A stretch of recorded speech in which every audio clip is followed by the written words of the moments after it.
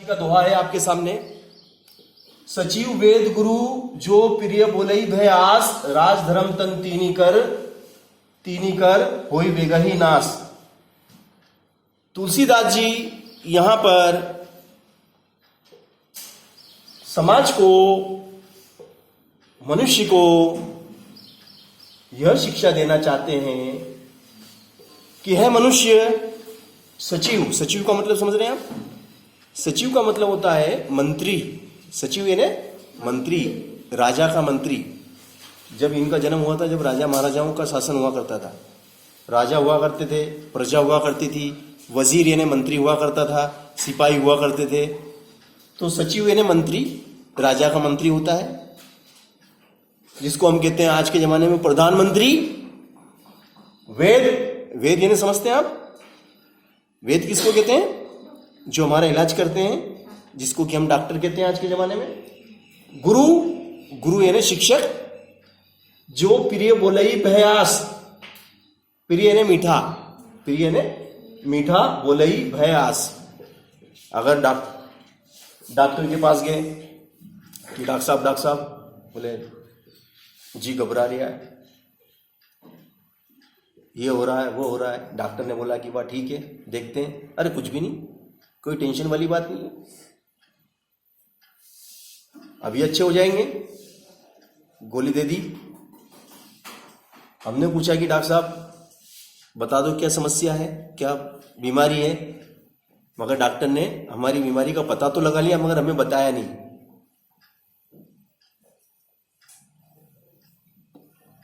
तो हमारा नुकसान हुआ कि नहीं?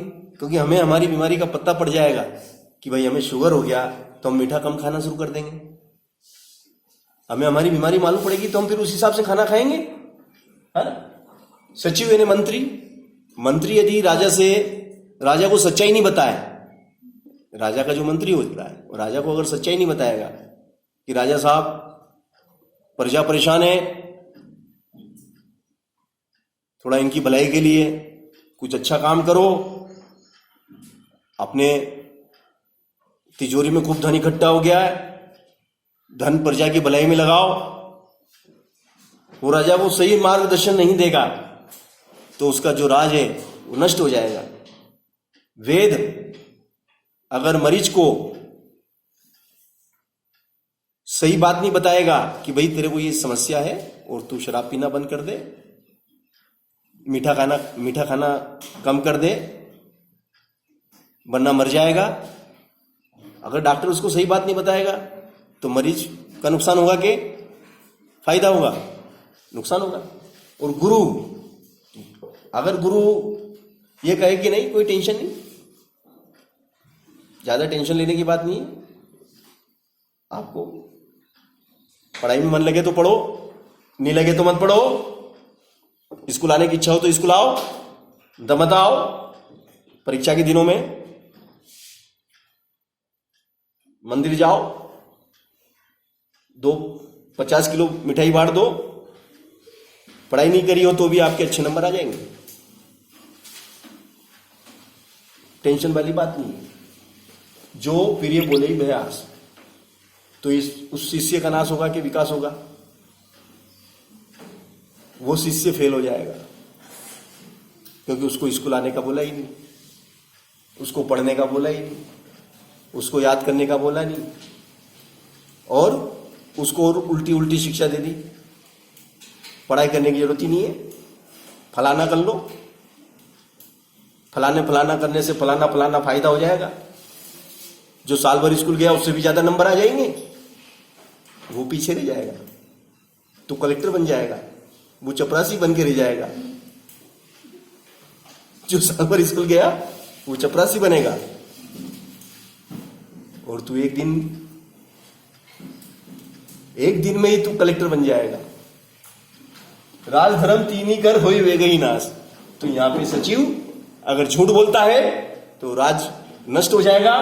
वेद अगर सच्चाई नहीं बताता है तो धर्म नष्ट हो जाएगा। गुरु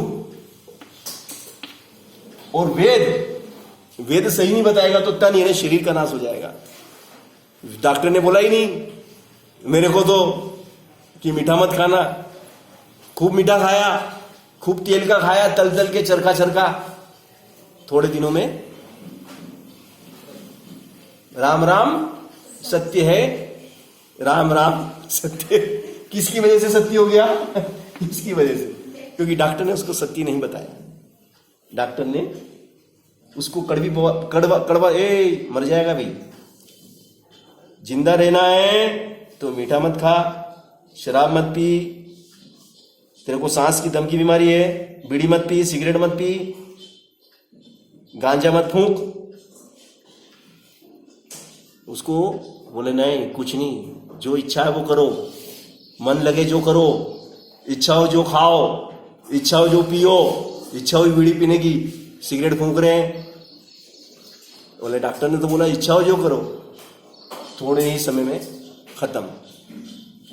तो तुलसीदास जी ने ये बात आज से कितने 400-500 साल पहले लिख दी।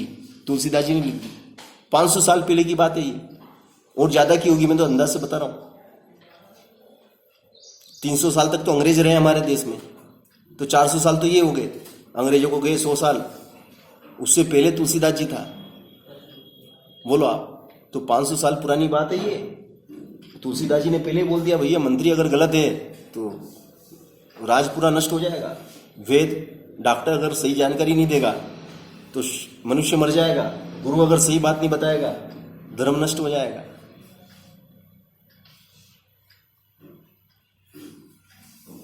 तो ये हमारे इतने अच्छे विद्वान लोग हुए हैं जिन्होंने हमारे समाज को भटकने से बचाया और उनको अच्छी अच्छी ज्ञान की बातें बताई। मगर ये चीजें हमें याद है? किसको याद है ये दोहा?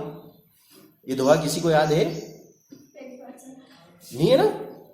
ये दोहा मैंने कक्षा 8वीं में पढ़ा था। मैं जब पढ़ता था ना, जब कक्षा 8वीं के अंदर था, और उसी समय मुझे याद हो गया था। कक्षा 8वीं में मैंने तुलसीदास जी का ये दोहा पढ़ा था, क्योंकि मेरी हिंदी की किताब में था, तो मुझे याद हो गया था।